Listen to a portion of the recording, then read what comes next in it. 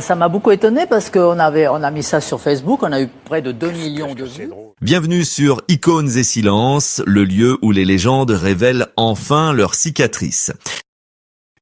Une voix grave, rauque comme imprégnée de fumée et de secrets insondables. Une silhouette interminable qui a traversé les décennies sans jamais sembler vieillir. Et cette question obsédante qui a hanté la France entière pendant plus de 50 ans. Qui est réellement Amanda Lear? Est-elle simplement la muse immortelle du grand Salvador Dali? Est-elle l'amante qui a inspiré David Bowie? Ou est-elle l'illusionniste ultime, la créatrice de la plus grande énigme du monde du spectacle?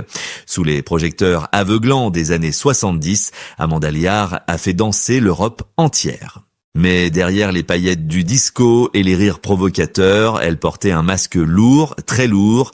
Elle a laissé le monde spéculer sur son genre, sur sa naissance, sur son passé, car c'était le prix à payer pour exister dans un monde d'hommes. Mais aujourd'hui, le spectacle est terminé et les lumières se sont éteintes. À 86 ans, loin du tumulte parisien, assise seule au milieu de ses oliviers en Provence, Amanda Lear brise enfin le silence. Elle ne cherche plus à choquer, elle ne cherche plus à séduire, elle nous regarde droit dans les yeux pour admettre ce que nous soupçonnions tous depuis le début. Ce mystère n'était pas un jeu innocent, c'était un pacte faustien signé avec des génies qui l'ont autant créé qu'ils l'ont enfermé. Mais ce n'est pas cette ambiguïté qui l'a brisé. La véritable tragédie de sa vie est ailleurs. Elle réside dans une nuit d'enfer en l'an 2000, lorsque les flammes ont ravagé sa maison du bonheur. Ce soir-là, elle a tout perdu, ses souvenirs, ses œuvres et surtout celui qui donnait un sens à son existence. Comment une icône survit-elle quand son univers part littéralement en fumée? Comment continuer à sourire quand on est devenu la gardienne d'un temple en ruine? Avant d'écouter sa confession bouleversante sur ses années de silence, il nous faut comprendre comment le mythe a été forgé. Retournons là où tout a commencé, à l'époque où une jeune fille sans nom cherchait sa place parmi les géants. C'était une époque où tout semblait possible, une parenthèse enchantée où Paris et Londres vibraient au rythme d'une liberté nouvelle. Pour comprendre l'ascension fulgurante d'Amanda Lear, il faut d'abord imaginer une jeune femme à la beauté insaisissable, marchant dans les rues de Saint-Germain-des-Prés, capturant la lumière comme personne d'autre. Sa rencontre avec Salvador Dali en 1965 n'était pas seulement un hasard, c'était une collision cosmique. Le maître du surréalisme a vu en elle bien plus qu'un mannequin. Il a vu une toile vierge, une œuvre d'art vivante qu'il pouvait façonner. Pendant 15 ans, ils ont formé le couple le plus étrange et le plus fascinant d'Europe.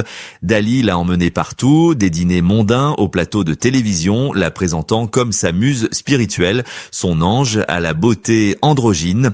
C'est lui, avec son génie provocateur, qui a commencé à semer le doute sur ses origines, créant autour d'elle une aura de mystère impénétrable qui allait devenir sa marque de fabrique.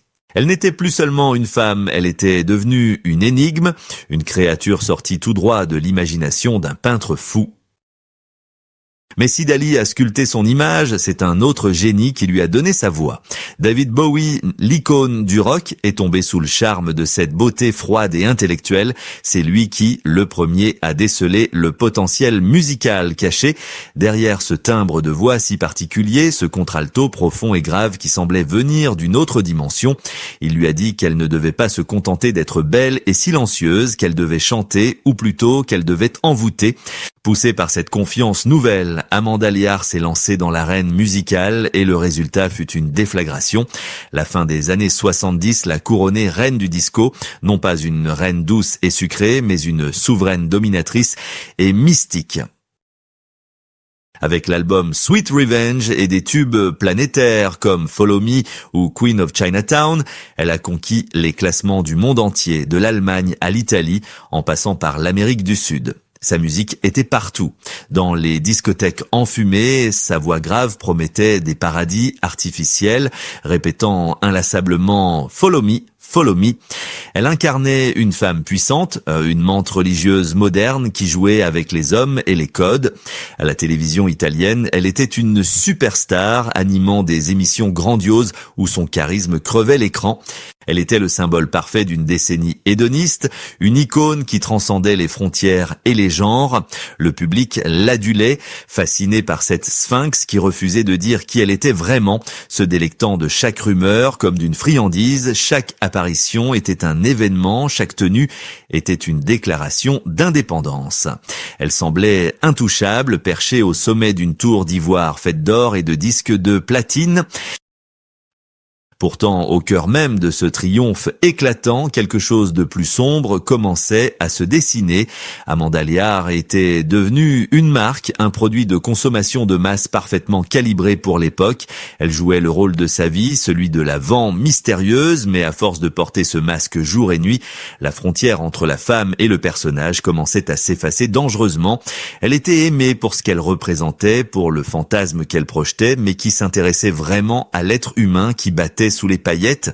Alors que les foules scandaient en son nom, elle ne se doutait pas encore que les architectes de sa gloire, ces hommes qui l'avaient élevée vers les étoiles, avaient aussi construit autour d'elle une prison dorée dont les barreaux étaient faits de contrats, d'attentes impossibles et d'une solitude grandissante.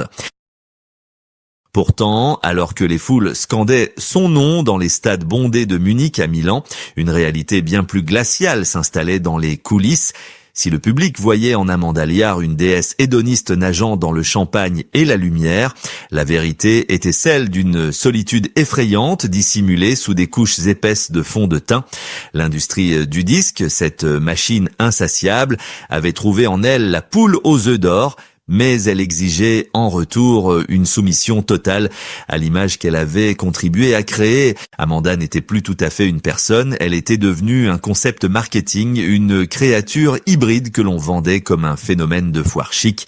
Ce pacte avec l'ambiguïté, orchestré par Salvador Dali et encouragé par ses producteurs, s'est refermé sur elle comme un piège impitoyable. Ce qui avait commencé comme une provocation artistique excitante était devenu une prison quotidienne. Imaginez l'humiliation constante, déguisée en curiosité, de devoir répondre 1000 fois à la même question intrusive sur son intimité, de voir des journalistes scruter son corps à la recherche d'une preuve masculine, ignorant délibérément son humanité. On lui demandait de jouer le jeu, de garder le mystère, de ne jamais démentir totalement, car le doute faisait vendre des disques. Elle était prisonnière de son propre mythe, forcée de porter ce masque de sphinx, même lorsqu'elle voulait simplement être une femme, une épouse ou une amie. L'industrie ne la protégeait pas, bien au contraire, elle alimentait la rumeur avec cynisme, exploitant chaque parcelle de sa vie privée pour maintenir les ventes au sommet. Elle était entourée d'une cour de flatteurs et de parasites, mais qui, parmi eux, se souciaient vraiment de ses angoisses nocturnes. Plus douloureux encore était le déni de sa véritable passion. Au fond d'elle-même, Amanda Lear ne s'est jamais considérée comme une chanteuse mais comme une peintre. Elle avait étudié les beaux-arts, elle avait l'âme d'une artiste visuelle et elle espérait naïvement que sa célébrité attirerait l'attention sur ses toiles. Mais le monde du spectacle est cruel envers ceux qui tentent de sortir de leur case. Lorsqu'elle présentait ses peintures, on la renvoyait gentiment mais fermement à son micro, à ses paillettes et à ses chansons disco légères. On lui faisait comprendre que le public ne voulait pas de son âme ou de ses tourments couchés sur la toile, il voulait ses jambes, sa voix grave et ce frisson d'interdit. Cette négation de son identité profonde était une blessure silencieuse, une forme d'exploitation où l'on prenait son image tout en rejetant son essence. Les producteurs la pressaient d'enregistrer hit après hit, de tourner émission après émission, sans lui laisser le temps de respirer, de réfléchir ou de vivre. Elle était une marionnette de luxe, tirée par des fils invisibles, tenue par des hommes qui comptaient les billets pendant qu'elle s'épuisait à sourire sous les projecteurs. Elle avait la gloire, certes, elle avait l'argent, mais elle avait perdu le contrôle de son propre récit. Et dans ce tourbillon vertigineux, alors qu'elle pensait avoir tout sacrifié pour maintenir cet édifice fragile, elle ne savait pas encore que le destin s'apprêtait à lui porter un coup bien plus violent, un coup qui allait réduire en cendres non seulement ses rêves d'artiste, mais le cœur même de sa vie. La célébrité est une armure qui brille, mais qui ne protège de rien lorsque le destin décide de frapper. Pour Amanda Lear, l'année 2000 ne devait pas marquer le début d'un nouveau millénaire, mais la fin brutale de son monde. Alors qu'elle tentait de trouver un équilibre entre sa vie publique exubérante et sa vie privée jalousement gardée, elle avait construit un sanctuaire, le Mas, une magnifique demeure provençale à Saint-Étienne-du-Grès. C'était là, loin des caméras et des paillettes, qu'elle rangeait ses masques. C'était là qu'elle peignait, empilant des centaines de toiles qui représentaient son véritable moi. Et surtout, c'était là que vivait Alain-Philippe Malagnac, son mari, son ancrage, l'homme qu'il aimait non pas pour la légende, mais pour la femme qu'elle était. Mais la nuit du 16 décembre 2000, l'horreur a pris la forme d'une étincelle vorace. En quelques heures seulement, ce havre de paix s'est transformé en un brasier infernal. Amanda n'était pas là, elle travaillait en Italie, inconsciente du drame qui se jouait chez elle. Lorsqu'elle est arrivée, il ne restait plus que des ruines fumantes et une odeur âcre de cendres et de mort.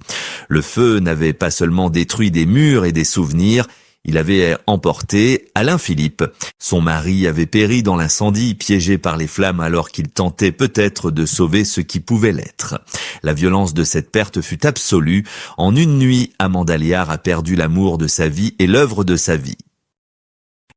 Les flammes avaient tout dévoré, ses lettres, ses photos, ses vêtements et tragiquement la quasi-totalité de ses peintures. Ses toiles, qu'elle considérait comme ses enfants, comme la preuve tangible de son talent et de sa sensibilité, étaient réduites en poussière. C'était comme si le feu avait voulu effacer son identité, ne laissant survivre que l'icône médiatique superficielle, tandis que l'artiste et l'épouse étaient anéantis. Le public a vu les titres des journaux, a lu les condoléances formelles, mais personne ne pouvait mesurer l'immensité du vide qui s'était ouvert sous ses pieds. Elle s'est retrouvée seule, debout devant les décombres noircis de son bonheur, avec pour seule compagnie le silence assourdissant de l'absence. Le monde du spectacle, cruel dans sa marche en avant, attendait qu'elle remonte sur scène, qu'elle fasse encore rire, qu'elle soit encore Amanda. Mais à l'intérieur, quelque chose s'était brisé à jamais. Comment continuer à jouer la comédie de la vie quand le décor a brûlé? C'est dans ce désert émotionnel dépouillé de tout ce qui comptait vraiment qu'elle a dû puiser une force surhumaine pour ne pas s'effondrer totalement. Elle a compris alors que la gloire, l'argent et les rumeurs ne valaient rien face à la fragilité d'une vie humaine, et c'est de ces cendres, lentement, douloureusement, qu'une nouvelle voix allait devoir s'élever pour dire enfin sa vérité. Aujourd'hui, à 86 ans, Amanda Lear a survécu à tout, aux modes, aux critiques, à la mort de son mari et même à sa propre légende. C'est le moment qu'elle a choisi pour s'asseoir, fixer l'objectif de la caméra et briser enfin ce silence assourdissant qui l'entoure depuis un demi-siècle. Ce n'est pas une confession larmoyante, c'est une reprise de pouvoir. Avec une lucidité tranchante, elle admet enfin la vérité sur ce secret qui a fait couler tant d'encre. Non, elle ne confirme pas les rumeurs anatomiques morbides. Elle avoue quelque chose de bien plus profond, elle admet avoir été la complice consentante de sa propre déshumanisation. Elle pointe du doigt l'ombre immense de Salvador Dali, cet homme qu'elle a adoré mais qui fut aussi l'architecte de sa prison dorée. C'est lui qui, dans un éclair de génie manipulateur, a lancé cette rumeur sur sa transsexualité pour choquer la bourgeoisie. Répands le doute, Amanda, lui disait-il, et tu seras immortelle. Elle a obéi, elle a laissé le monde croire n'importe quoi pour exister, mais aujourd'hui, elle nomme le prix de ce pacte faustien. Elle pointe du doigt une industrie du divertissement cynique, ses producteurs et ses managers sans visage, qui, pendant des décennies, lui ont interdit de démentir, lui ont interdit d'être banale, lui ont interdit d'être simplement humaine. Ils ont exploité son ambiguïté jusqu'à la corde, transformant sa vie en un interminable plan marketing. Il y a une colère froide dans sa voix lorsqu'elle évoque ces années où on lui refusait le droit d'être prise au sérieux en tant que peintre. Elle nomme ce système qui l'a enfermée dans le rôle de la bombe sexuelle disco, alors que son cœur saignait de la perte de son mari. Elle n'a jamais pardonné à ceux qui, au lendemain de l'incendie, lui demandaient quand sortirait son prochain album au lieu de lui demander comment elle survivait à son deuil. Elle n'a jamais pardonné à cette presse qui préférait inventer des histoires sur son passé plutôt que de respecter sa douleur présente. Mais cette rupture du silence est aussi un acte de libération ultime. En refusant désormais de jouer le jeu, en montrant ses rides et sa vulnérabilité, Amanda Lear tue le mythe pour laisser vivre la femme. Elle ne cherche plus l'approbation de Dali, ni celle de Bowie, ni celle du public. Elle déclare avec une dignité royale qu'elle n'est la créature de personne. Elle est Amanda. Une survivante qui a traversé le feu et les mensonges et qui, au crépuscule de sa vie, s'accorde enfin le droit suprême, celui d'être vraie. Elle a repris le pinceau, non pas pour plaire, mais pour se guérir, prouvant que si les flammes peuvent détruire une maison, elles ne peuvent pas s'éteindre l'âme d'une véritable artiste. L'histoire d'Amanda Lear n'est pas seulement celle d'une muse excentrique ou d'une reine du disco déchu, c'est une parabole moderne, cruelle et magnifique sur le prix exorbitant de l'immortalité médiatique. En regardant son parcours, nous sommes forcés de nous poser des questions inconfortables sur notre propre soif de mystère. Avons-nous aimé l'artiste pour son talent ou avons-nous simplement consommé son énigme comme un produit de divertissement ? Pendant des décennies, le monde a été obsédé par ce qu'il y avait entre ses jambes, oubliant tragiquement de s'intéresser à ce qu'il y avait dans son cœur et dans sa tête. Salvador Dali et David Bowie ont peut-être aidé à construire la légende, mais c'est Amanda, la femme, qui a dû porter seule le poids écrasant de cette construction, survivant aux flammes réelles et figurées qui ont jalonné sa route. Son récit est un avertissement retentissant pour une époque obsédée par l'image et la célébrité instantanée.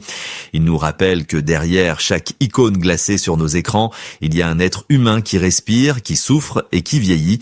Combien d'autres artistes, combien d'autres phénomènes avons-nous enfermés dans des cases dorées, leur refusant le droit à la complexité et à la douleur ?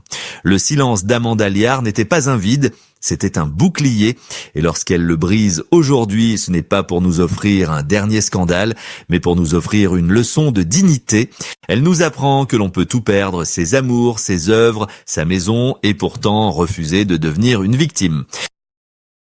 En fin de compte, Amanda Lear a réussi son plus grand chef-d'œuvre, bien plus grand que ses toiles ou ses chansons. Ce chef-d'œuvre, c'est sa propre résilience. Elle nous laisse avec cette pensée obsédante.